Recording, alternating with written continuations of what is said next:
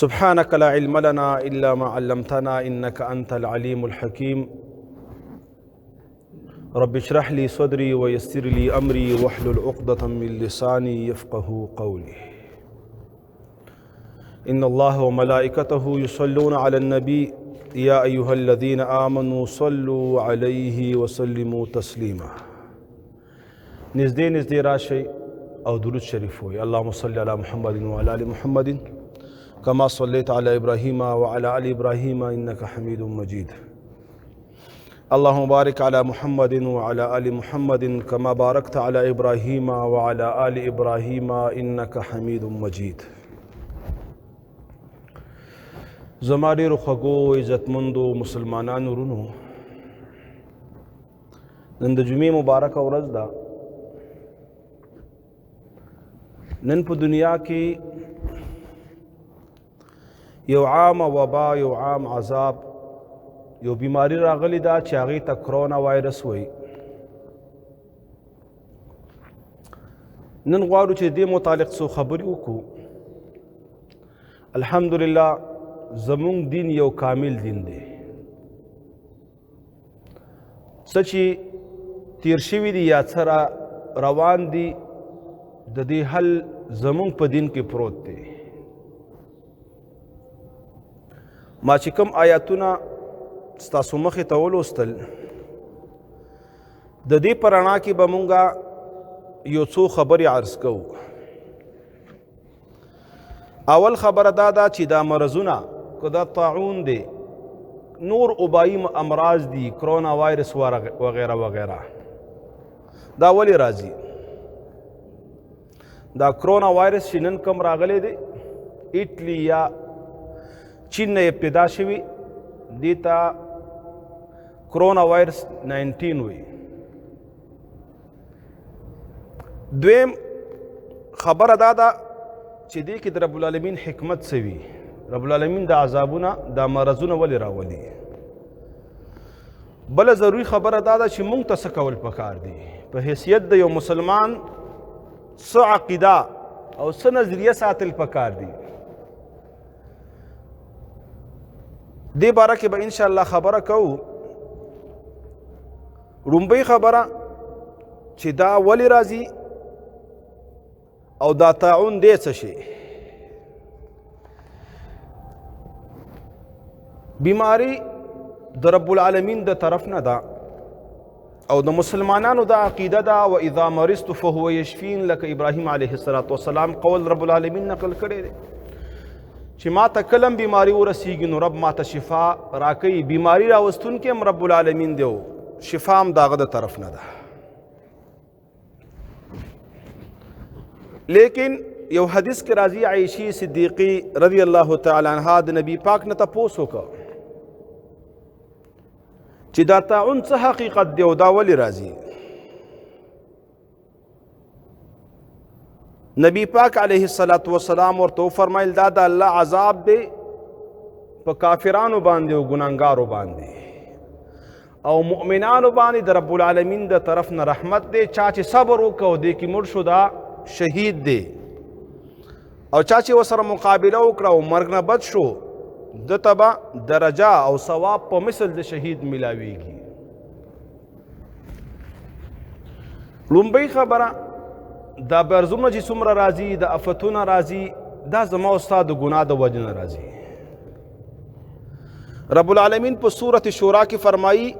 وما اصابکم من مصیبت فبما کسبت ایدیکم.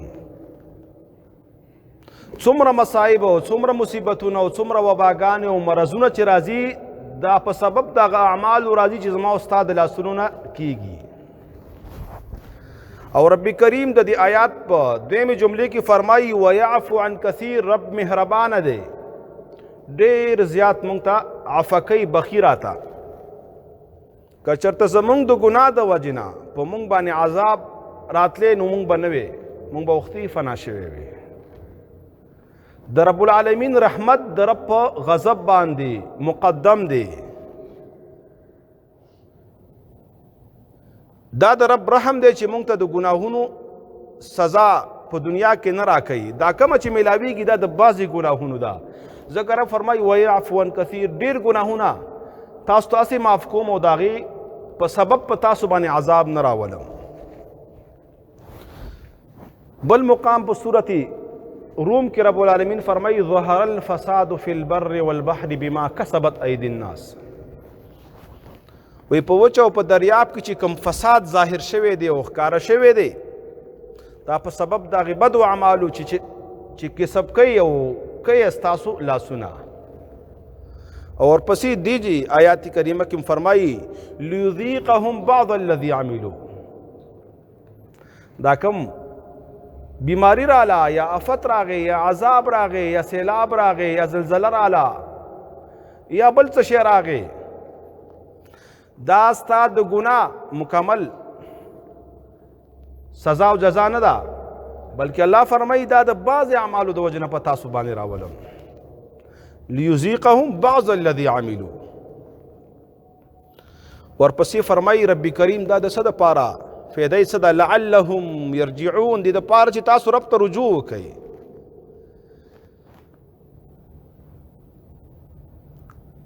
بالتوبه، د خپلو ګناهونو نه توبه وباسئ. بترک المعصیه، ګناهونه پرېږدئ. لہذا مونږ باندې چې کوم ګناهونو د وجې نه کوم عذاب د رب د طرف نه راغلی دی، د هغې یو علاج ګناه پرېښودل دي، د هغې یو علاج د ګناهونو نه توبه ویستل دي. د طاعون او د وبا یو لوی تاریخ دی، د دې نه مخکې په ډېرو ملکونو باندې دا راغلی دی. بدایه و نهایه کې لیکي چې امام ابن کثیر کتاب دی، یو وبا راغلی او د عمر فاروق رضی الله تعالی عنه په دور کې دې ته وبا او طاعون عمواس وایي. او دا عمواس علاقه ده د عراق او شام په منځ کې، او نبی پاک علیه الصلاة والسلام دا ورته نږدې وخت و 18 کال د هجرت و. دا بیماری پوره یو میاشت چلیدلې وه، او روایاتو کې راځي 52,000 کسان د دې نه وفات شوي وو. د عمر فاروق رضی الله تعالی عنه دور و، وی دا په یو سفر باندې دی علاقې ته نږدې شو. ابو عبیده بن جراح چې امین د دې امت ورته لقب کې ښودلی شوی دی، هغه ورته مخې ته راغی. ملاقات نه پس عمر فاروق رضی الله تعالی عنه واپسې وکړه. ابو عبیده فرمایي چې ته ولې دې ښار داخل ته نه راځې؟ ته د مرګ نه یریږي؟ ته د تقدیر نه تیښته کې؟ عمر فاروق رضی الله تعالی عنه ورته ډېر ښایسته جواب وکړه، وی زه د رب د تقدیر نه، د یو تقدیر نه بل تقدیر طرف ته ځم چې هر څه کېږي د رب العالمین په تقدیر باندې کېږي، څه لیکلي دي زما دپاره. عبدالرحمن بن عوف صحابي دغه مقام کې موجود و، هغه ورته وفرمایل چې نبی پاک فرمایلی چې په کم کلي کې یا په کم ښار کې یا په کم ملک کې دا بیماری راشي، که ته په هغې کلي کې دننه نو اوزمه، او که چرته بهرې نو راځمه ورته. نن مونږ کې د اعمال کمزوري دي، چینه باندې چې کله دا بیماری راله هغه اول په دغه حدیث باندې عمل وکړه چې کوم د نقل و حرکت وسایل دي، جاز دی یا ټرین دی یا نور دی، هغه ټول معطل کړل. الحمدلله ثم الحمدلله که مونږ په خپل دین باندې پوره پابندي وکړو نو دا قسم مرضونه مسلمان ته بیا څه نشي ویلی. دویمه خبر هغوی دا وکړه چې صفایي ډېره کوئ، او دا د رب شکر دی چې مونږ ته زمونږ دین وایي صفایي نصف ایمان دی. وی چې کله روټۍ خوري لاسونه ووینځئ، او نبی کریم فرمایي وي دوباره اوچوئ ما په لمدو لاسونو باندې روټۍ ته کښېنئ، هغه روټۍ راوالئ سالن وخورئ. نن هم دا خلک وایي چې دروازې سره لاس مه لګوئ او کپړې سره لاس مه لګوئ، کیدای شي په هغې باندې وایرس ستا لاس ته راشي. دا هر څه مونږ ته زمونږ دین ښودلي، خو مونږ د دین نه ډېر په شا یو. نن مونږ دین زده کولو ته تیار نه یو. یقین وکړه د دین خبرې اورېدو دپاره مونږ ته یو د جمعې موقع میلاویږي. تاسو خپله وګورئ د جومات کې چې کله په حکم 2 بجې شي او د جمعې ټیم بیا برابر شي نو دا ټول جومات به بیا ډک شي، بیا به دننه او بهر ځای نه وي. مونږ د خپل دین نه نن ناخبره یو. نو عبدالرحمن بن عوف ورته وفرمایل رضی الله تعالی عنه چې نبی پاک فرمایلی چې کوم علاقه کې طاعون هغې ته مه ځئ او که ته پکې داخل نو هغې نه بهر کېږه ما. روایاتو کې راځي چې د حارث ابن هشام په دغه علاقه کې اوسېدلو، د ده د کور 80 کسان تعدادو، په 80 کې صرف 4 بچ شوي نو ټول په دې کې وفات شوي. د خالد ابن ولید د کور 40 هلکان په دې کې وفات شوي او ډېر غټ غټ صحابه هم پکې وفات شوي دي. دا د رب العالمین د طرف نه یو امتحان په مسلمان باندې. نور چې مرګ رب العالمین مونږ ته په کومه نیټه او په کوم مقام لیکلی دی، زمونږ ایمان دی چې لا یستقدمون ساعتا ولا یستأخرون، نه یو سکند مخکې کیدی شي او نه رستو کیدی شي. د دغې وجې نه رب العالمین فرمایي نن هم بعضې خلک دا سوچ کوي که مونږ احتیاط وکړو، احتیاطي تدابیر اختیار کړو، یا دا وکړو دا وکړو، مونږ به د دې نه بچ شو. احتیاط هم شته، علاج هم شته، خو د دې نه هر څه مخکې یو بل سټپ دی چې هغه یقین په الله باندې وي. زړه کې به دا یقین ساتي چې د مرګ نه محافظ هیڅوک هم نشته. مرګ په خپله نیټه دی، لا یستقدمون ساعتا ولا یستأخرون، نه یو ګړی او یو سیکنډ او یو ساعت مخکې کیدی شي او نه رستو کیدی شي. او بل مقام کې رب فرمایي فإنه ملاقیکم، دا مرګ تا ته د مخامخ نه راتلونکی دی. چې کله یو شی تا پسې را روان وي ته به ترې نه منډه وکړي، کیدی شي د هغه نه په منډه کې ته مخکې شي، خو کوم شی چې مخامخ راځي نو خو ته ورته خپله ور منډه کې خپله ور نږدې کېږي. نن موږ خپل مرګ ته په خپله نږدې کېږو ځکه زموږ عمر دی مثلا زموږ 40 کاله عمر دی، نن ورځ تېره شوه نو یو ورځ ترې نه کمه شوه. د 2018 ختم شو نو یو کال کم شو، 19 ختم شو یو کال کم شو، 20 ختم شي یو کال کم شي. ورو ورو قدم په قدم مرګ ته خپله ور نږدې کېږو. نو د مرګ نه خلاصې نشته، په تقدیر باندې زمونږ ایمان دی. هر څه چې کېږي د رب العالمین د طرف نه دي. زمونږ د ګناهونو په سبب باندې بعضې عذابونه د رب العالمین په مونږ باندې راځي. دلته یو دا مسله ده چې بیماری د یو نه بل ته ځي یا نه ځي. نو په یو حدیث پاک کې راځي، نبی پاک فرمایي لا عدوى ولا طیره. ډېر څه الفاظ دي چې د یو مسلمان نه یا د یو انسان نه بل انسان ته بیماری تجاوز نه کوي، انتقال نه کوي، یو نه بل ته بیماری نه لګي. دومره ده چې یو بل حدیث کې دي نبی پاک فرمایي وی تاسو فرار وکئ من المجذوم، د جذامي سړي نه، فرارک من الاسد او کما قال رسول الله صلی الله علیه وسلم، لکه څرنګه د زمري نه تیښته کې. بعض علما د دې دواړو احادیثو په روشنۍ کې فرمایي چې یو منسوخ دی، بعض وی دا بل منسوخ دی، لیکن محققین علما فرمایي چې نه یو منسوخ نه دی، دا د عقیدې سره تعلق ساتي. لا عدوى نشتا، انتقال دی یو بیماری بلتا، مقصد دا دی چې بیماری انسان ته بیماری نه لګي، بیماری د الله د طرف نه ده. ایو صحابي راغی نبی پاک علیه الصلاة والسلام ته وفرمایل چې زمون اوخانو ته یو اوخ د بار نه راغی او د هغې د وجې نه زمون ټول اوخانو باندې دا بیماری د خارق ولګېده. نبی پاک ورته وفرمایل چې هغه ړومبني اوخ باندې چا لګولې وه؟ الله لګولې وه. دا به عقیده ساتو چې هر څه د الله د طرف نه دی. ړومبني اوخ ته م الله لګولې وه، دی بل ته م الله ولګوله. او داسې هم کیدی شي چې په یو اخور باندې دوه اوښان وي، یو ته ونه لګي یو ته ولګي. لکه د طاعون تاسو به اورېدلي یا کیدی شي کتابونو کې کتلي، دا په هندوستان کې هم څه ټایم راغلی و. نو تاریخ لیکي یو کور کې به و بل کور کې به نه و. دا خو د رب العالمین د طرف نه دی. رب العالمین چې د چا حفاظت کوي د هغه حفاظت هم ناشنا دی، او که څوک رانیسي نو هغه رانیول هم بیا ډېر ناشنا او عجیبه دي. نن هم بعضې خلک د دې نه خلاف کوي او د ځان نه خبرې کوي، یره او دهشت وی مه پهلاوئ، او دوی دا خبره کوي چې دا بیماری دی یو نه بل ته ځي، لہذا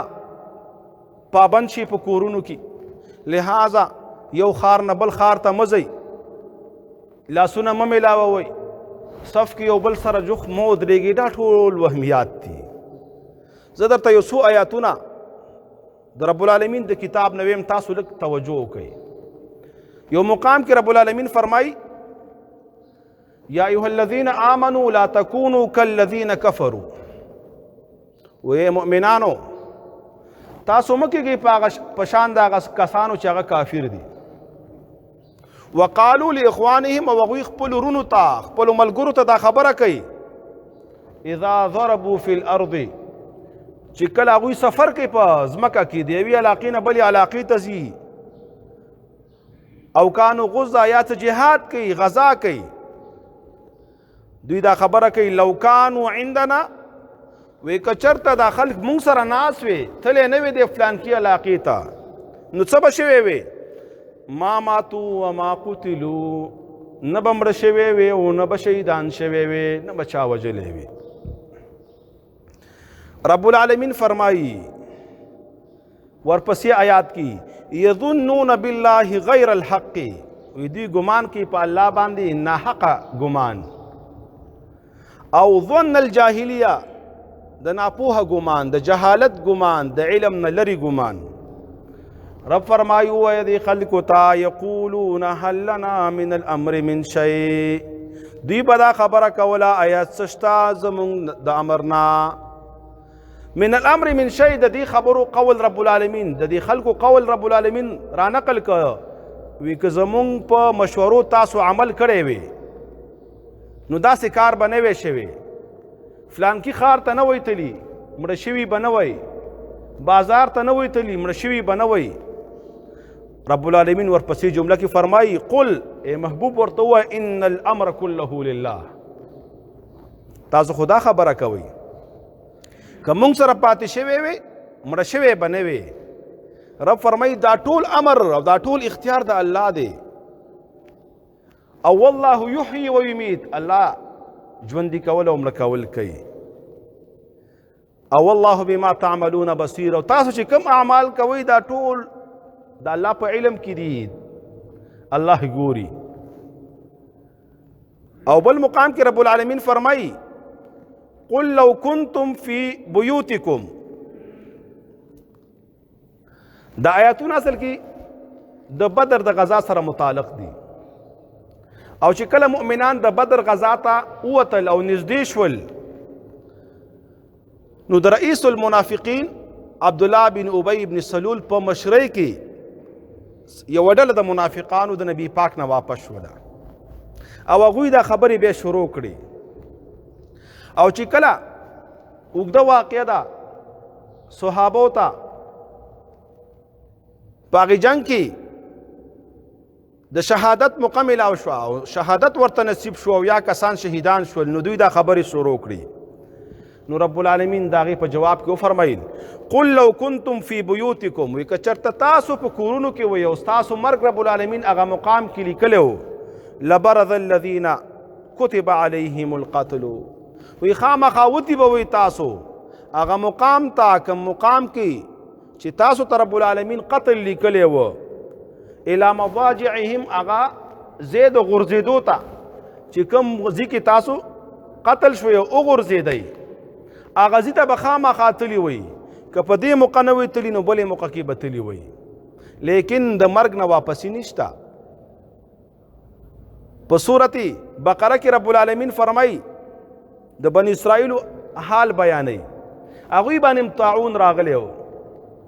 او هغوی ته هم دا حکم وشو چې د خپلې علاقې نه مه وځئ، لیکن هغوی فرار وکړو وتښتېدل. رب العالمین فرمایي الم تر الی الذین خرجوا من دیارهم وهم الوف،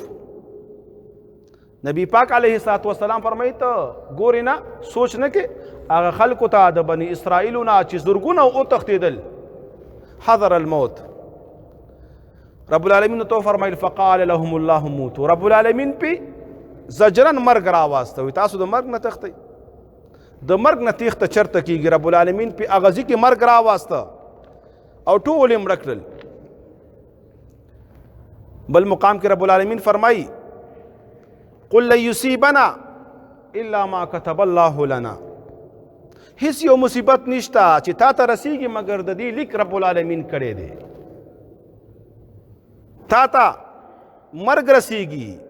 تا ته فایده رسیږي تا ته نقصان رسیږي ستا رزق رب العالمین په یو مقام کې لیکلی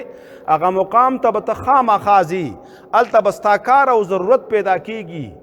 او چې په کوم ځمکه ستا مرګ دی هغه ځمکې ته به خامخا رسیږي خپل ایمانونه مضبوطول پکار دي خپل یقینونه مضبوطول پکار دي او په الله باندې د جاهلیت والو په شان ګمانونه نه دي کول پکار بلکې پوخ یقین ساتل پکار دي چې هر څه کیږي د الله د طرف نه کیږي او د هر څه مالک رب العالمین دی او زه په تیښته باندې او یا په یو ځي کې د ایسارېدونه د مرګ نه نشم بچ کېدی یو بل مقام کې رب العالمین فرمایي اینما تکونو یدرککم الموت په کوم مقام کې چې تا به راګیرئ مرګ چې کله ستا پوره راشي ولو کنتم فی بروج مشیده اگر که په مضبوطه قلعه کې مضبوط مکان کې او ډېر اسباب د سره پراته دي لیکن چې کله ستا نیټه برابره شوه بې تا پاخه مکان او پاخه قلعه د مرګ نه نشي بچ کولی بلکې تا ته به خامخا مرګ راځي کوم مرګ چې رب العالمین تا ته لیکلی دی ستا مرګ ستا نه واپس کیږي بلکې الله باندې یقین ساته او دا ایمان ساته چې ژوند او مرګ د الله په لاس کې دی یو بل مقام کې رب العالمین فرمایي ما اصاب من مصیبت فی الارض ولا فی انفسکم ما اصاب من مصیبت وی هیڅ یو مصیبت هیڅ یو انسان ته نه رسیږي فی الارض دا مصیبت که ځمکې ته رانازلیږي ولا فی انفسکم او یا دا مصیبت ستاسو نفسونو ته راځي رب العالمین فرمایي الا فی کتاب من قبل ان نبرأها مگر دا هر څه د رب العالمین سره په یو کتاب کې دي نبرأها مفسرین معنا کې نخلقها مخکې د پیدایش نه ته پیدا شوی هم نه وي ستا تقدیر رب العالمین لیکلی دی چې دومره به د عمر وي او دومره به رزق خوري او په دې مقام کې به ستا د زندګۍ آخري ساعتونه تیریږي او دې مقام کې به تا نه بیا ساه اخیستلی کېږي نن هم که څوک سوچ وکړي چې دا څنګه کیدی شي زه پیدا نه یم او زما نه مخکې دا رب العالمین فرمایي او یو حدیث کې نبی پاک علیه السلام فرمایي د هر بنده د پیدایش نه 50,000 کاله مخکې د تقدیر لیکلی شوی دی نو که ته وایې چې دا خو ډېر مشکل کار دی رب فرمایي ستا ذهن کې به مشکل وي ان ذلک علی الله یسیر سورة حدید 22 نمبر آیات دی وایي دا هر څه د الله په نسبت باندې ډېر زیات اسانه دي رب العالمین تقدیر کړی دی او تقدیر هم ویلی شي علم الله السابق د الله هغه علم چې مخکې نه رب کریم ته د دې مخلوقاتو علم دی چې دا فلانکې به پیدا کیږي او په فلانکې مقام به پیدا کیږي دومره رزق به خوري او دې مقام کې به وفات کیږي او ورپسې رب العالمین بیا فرمایي وعنده مفاتح الغیب وی رب العالمین سره د غیب او خزانې دي دا کم خبرې چې را روانې دي دې ته غیب وي الله سره دې خزانې دي لا يعلمها الا هو د دې علم فقط یو الله سره دی ويعلم ما في البر والبحر او رب العالمین سره د وچ او د دریاب علوم دي تر دې پورې رب العالمین فرمایي وما تسقط من ورقه وی د یوې ونې نه یو پاڼه هم نه غورځېږي الله باندې یقین وکړئ د یوې ونې نه یو پاڼه هم نه غورځېږي دا سوچ هم مه کوئ چې ما تا ته مرګ لیکلی شوی دی او په خپلو څو اسبابو باندې به بچ شو د مرګ نه اسباب اختیارول دا جایز دي دا دنیا کې رب العالمین مونږ او تاسو ته رالیږلي دي علاج مسنون دی، لیکن په اسبابو باندې یقین کول دا د ایمان ضعف دی. په دې زړه کې چې د کوم ایمان دی هغه کلک کا. یو مقام کې یو واقعه راځي، خالد ابن ولید ته زهر پیش کړی شو. خالد ابن ولید وی که تاسو ما ته دا راکوئ او زه دا اوس کما نو تاسو به یقین وکئ. څه قیدیان پرېښودلو مسله وه. هغه به دعا وویلې بسم الله الذي لا يضر مع اسمه شيء في الارض ولا في السماء درې ځل او بیا زهر اسکل. هېڅ اثر یې په هغه باندې ونه کړ. دې زهرو کې اثر اچوونکی څوک دی؟ اسمانونو والا دی. اور سوځول کوي، ابراهیم علیه السلام یې ونه سوځاو. سمندر وړل کوي، موسی علیه السلام چې کونټې وغورځوله سمندر ورته لارې پرېښودې. چاړه غوڅول کوي، اسماعیل علیه السلام باندې چاړه راښکاږي، ابراهیم علیه السلام. په هر شي کې مؤثر حقیقي یو الله دی او دا د الله عذاب دی. ابرهه پسې واړه واړه مرغان را لېږلي وو، واړه واړه مرغان. نمرود پسې یو ماشی را لېږلی وو. نن هم کرونا 19 باره کې ډاکټران فرمایي چې دا یو ژوندی جراثیم دی. جراثیم چې څومره دا ژوندي دا مړه نه وي. او رب فرمایي هر شي ته ژوند ما ورکړی دی. د دې خالق الله دی. ستا ټکنالوژي چیلنج کړه نن، ستا سپر طاقت نن چیلنج کا. ورشه هغه ساینسدان ته ووایه ته چېرته یې نن؟ تاسې د رب مخې ته بغاوت کاو، تاسې د قرآن مخالفت کاو چې تا په ټکنالوژي باندې یقین او په الله باندې دی. نو راشه معمولی وایرس دی، د نمروز د ماشي برابر دی. د ابرهه لښکر یې په اوړه کې مرغۍ دغه کړی و. مسلمانه مه یېرېږه، مسلمانه داسې مه یېرېږه چې زه به مړ شم. تاسو ته ما حدیث ولوسته، که مرګ راغی په طاعون باندې نبي پاک فرمایي دا شهادت دی.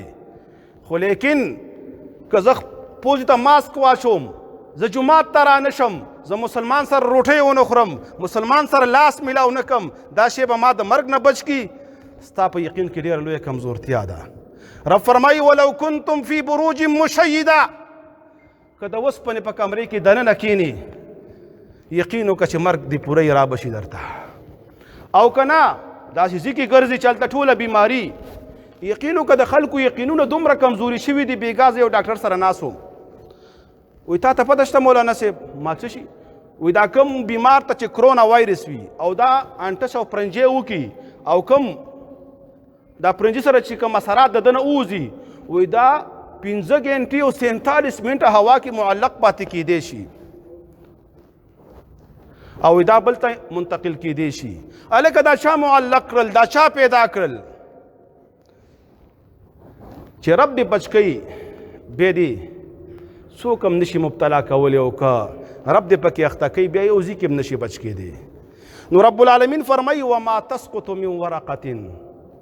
ته خو انسان یې، که ته مړ کېږي ستا علم الله سره ضرور شته، خو په دشت او بیابان کې که یو ونې نه یو پان هم راغورځېږي دا هم د الله په علم کې ده. او ورپسې فرمایي ولا حبه، یوه دانه ده او په پټي کې پرته ده او د پاسه پې خاورې دي، د هغې علم هم رب سره شته، ځکه دا دانه هم ژوندی ده. د هر ژوندي شي نه یو شی راوځي. او ورپسې فرمایي ولا حبة فی الظلمات، مختلفې تیارې دي، شپې تیاره ده، د ځنګل تیاره ده، د ونو تیاره ده، خاوره پې پرته ده، د هغې تیاره ده، د هغې د پاسه خځلې پرتې دي، هغه تیاره ده، هغه هم د الله په علم کې دي. ورپسې فرمایي ولا رطب ولا یابس، نه یو وچ شی شته او نه لوند شی شته مګر الله سره یې علم دی. مونږه د ماسخوتن مونږ نه پس زما خوا محله درس قرآن کوو. دغسې یو ډاکټر راغی تپوس یې وکړو چې دا خو ډېر خطرناک دغه دا منځونه به پرېږدو، جوماتونه به دغه کړو. یقین وکړه زه ورته سوچ کې شوم، مونږ سره یو شاګرد دی بابا دی، یاره 70 سال عمر به، هغه ورته یوه عجیبه خبره وکړه، وایي تا درس کې نه دي ویلي؟ په صورت انفال کې راځي چې بني اسرائیلو او قبطیان به یو ځای اوسېدل. دا قبطیان د فرعون ډله وه، بني اسرائیل د موسی علیه السلام ملګري، دا مسلمانانو هغه کافرانو. الله پې مختلف عذابونه راوستل، چندخان وغیره وغیره. یو عذاب په هغوی باندې د وینو راغلی و، اوبه به یې لاس کې راواخیستې ګیلاس یا جام کې چې خولې ته به یې نږدې کړي، هغې کې به وینې شوې ټولې. بني اسرائیلي به چې راواخیستې هغه به اوبه وي. تر دې پورې یو روایت کې راځي چې یو قبطي بن اسرائیلي ته وویل چې ته د خپلې خولې اوبه راکړه دا پاکې دي وی چې هغه د خولې نه را منتقل شوې د خولې ته وینې دې نه جوړې شوې هغه ذات دی یقین وکړه د رب العالمین قدرت دی او په یو مکان او قیمتي نشي پاتې کېدی دومره دا تدابیر شته د رب العالمین د طرف نه عذاب دی او رب العالمین مقصد په دې کې څه دی یخوف به العباده بندگان په دې باندې یاري چې ګناهونه پرېږدي بندگان دې نه پرېږدي جماعتونه پرېږدي بندگان د دې نه یاري چې لاسونه ملاول پرېږدي بندگان د دې نه مه پرېږدي چې بل مسلمان سره نږدې کښېنه نه ګناه پرېږده د الله نافرماني پرېږده بغاوت پرېږده سرکشي پرېږده نن سپر طاقت د خدایي توب دعوه کړې وه معمولي غوندې یو کرونا یو ماشه یا وایرس یې راوسته اوس وکړه مقابله د رب العالمین قدرت دی امام مسلم یې حدیث راخیستی دی دې سره متعلق نه دی خو بېګا ما ته ذهن ته راغی اخره زمانه کې چې کله قیمت ته نږدې شي نو یاجوج او ماجوج به راشي او داسې یو عجیبه لښکر به وي چې په کم پټي باندې ورځي غټ غټ پټیان به وي د خوراکونو غلي ټول به خوري اوبو سمندرو باندې ورځي هر څه به څکي د یو سړي نه به لس او شل او سلسل تاویږي نو د هغوی سره مقابله کول خو ډېره ګرانه شي بیا ځکه انسان خو به یو انسان سره مقابله وکړي او هر انسان کې دومره طاقت هم نه چا سره مقابله وکړي نن سبا زمونږ په معاشره کې 50% داسې خلک دي چې هغه ځان هم نشي ساتلی نو بل سره مقابله کول یا بل باندې ګزار کول خو ډېر ګران کار دی هغوی باندې به مخیره کې رب العالمین دغه طاعون مرض راولي او په لکونو دی او که په کروڑونو دی او د دې نه هم سیوایي ځکه دنیا کې ډېر خلک دی او د هر سر په سر چې لس او شل او سل دغه کېږي په یو تعاون سره به رب العالمین ټول پناه کړي دا د رب العالمین هغه عظیم قدرت دی او بیا به دومره بدبویي جوړه شي چې خلکو ژوند به ګران شي بیا به رب العالمین باران وکړي او هر څه به یوسي او ختم به یې کړي نو د دې علاج موږ ته ښودلی شوی دی چې تعاون راغی یا بل مرض راغی نو اول علاج استغفار دی رب العالمین فرمایي وما کان الله معذبهم وهم یستغفرون الله وی زه په هغه قوم باندې عذاب نه راولم کوم قوم چې استغفار کوي لہذا چې څومره دی وس کېږي استغفار کوه اسباب اختیار کا مونږ ته نه منع کوو یقین په الله باندې ساته لاس هم مه میلاوه پوزې ته ماسک هم واچوه خوراک هم صفا کوه لیکن هغه روحاني تدابیر چې موږ ته زموږ دین ښودلي هغې باندې یقین وکړه رب به دې کامیاب کړي مرګ راځي انشاءالله د شهادت وي او که ژوندي پاتې شو رب العالمین به اجر راکړي دویم حدیث کې راځي صدقه کوئ الصدقه ترد البلاء څومره مصیبتونه دي صدقې سره رب العالمین ختموي دریم د قرآن تلاوت کوي چې کله کوم قوم د قرآن تلاوت کوي دې سره سکینه او آرام او رحمت را نازلیږي د الله عذاب په دې باندې ختمیږي څلورم صبر کوئ بې حوصلې مه کوئ رب العالمین فرمایي ولنبلونکم بشیء من الخوف والجوع ونقص من الاموال قسم ازمایښتونه په تا باندې راځي لیکن وبشر الصابرین ان الله مع الصابرین د دې امتحاناتو کې چې چا صبر وکړه کامیاب شو او الله ملګری د صبرناکو دی او نور په تقدیر باندې ایمان ساتل پکار دی چې ماته زما رب لیکلی دی هغه بدلیږي نه او ورسره علما فرمای دې سره دعا کوي ځکه په دعا سره رب العالمین د انسان ګناهونه معاف کوي د دعا په سبب سره د بنده حاجتونه رب العالمین پوره کوي او بیا یو قول دی نبی پاک علیه الصلاة والسلام فرمای چې کله یو بیمار سره یو ګورئ دا دعا یو ځل ووایئ که چا نی ویلي دا دعا ځان سره یو ځل ووایئ زه یې ویمه نبی علیہ السلام فرمایي دته به دا مرض کم از کم نه رسیږي د دیوبند یو عالم باره کې راځي و یو ځای کې دا بیماري ولګېدله وی دا هغې وخت کې ډېر سخت بیمار و وی ډاکټرانو ویل دا اثرات د بیمارۍ په تا کې هم ښکاره شو هغه ویل دا بیماري ما ته نشي لګېدی چې کله یې ټسټونه وشو واقعي هغه بیماري هغه ته نه ولګېدلې بیا ویل ډاکټر د هغه نه تپوس کوي چې تا څنګه په دعوې سره ویلې چې دا بیماري ما ته نشي لګېدی وایي ځکه ما ته زما پیغمبر ویلي چې کله د یو بیمار او مبتلا کس وکاته دا دعا ووایه د هغې نه به تا الله بچو ساتي نو دا دعا ده الحمد لله الذي عافاني مما ابتلاك به وفضلني على كثير ممن خلق تفضيلا دا دعا چې چا ولوستل انشاءالله الله به محفوظ ساتي یارې مه خوروئ او یو قصه ده فرضي واقعات دي بعضې لږ ستاسو د فهم دپاره ویم و یو ځل تعاون په یو لار روانو یو علاقې ته وایي چا ترې نه پوښتنه وکړه چې تعاون کاکا په کومې ځای وي ځم دې فلانکې علاقې ته وی څه به کوي پوله 10,000 کسان به دین مړه کوم الله دا لیکلي دي چې کله وی تعاون واپسې کې راته د هغې علاقې نه خبر راغی چې 50,000 کسان مړه شول په لاره کې وی کس بیا د تعاون نه پوښتنه وکړه چې تا خو لس یاد کړي وو 10,000 او هغه 10,000 ما مړه کړي دا نور خپله د یارې نه مړه شوي دي مه یریږئ په الله باندې یقین وکئ الله چې څه کوي هغه په اختیار کې دي نو دغه دعا لوستل پکار دي چې کله انسان دا دعا ولولي رب العالمین به دغه بیماری د انسان ته نه لګوي او دغه شان یو حدیث کې راځي نبی پاک علیه الصلاة والسلام فرمایي څوک چې د عجوه کجوري وخوري رب العالمین به د هر مرض نه محفوظ ساتي سهاره او یو حدیث کې دام راځي که د عجوه وس د چانی یا نه ملاویږي د مدینی اره کجوره چې دی وخوره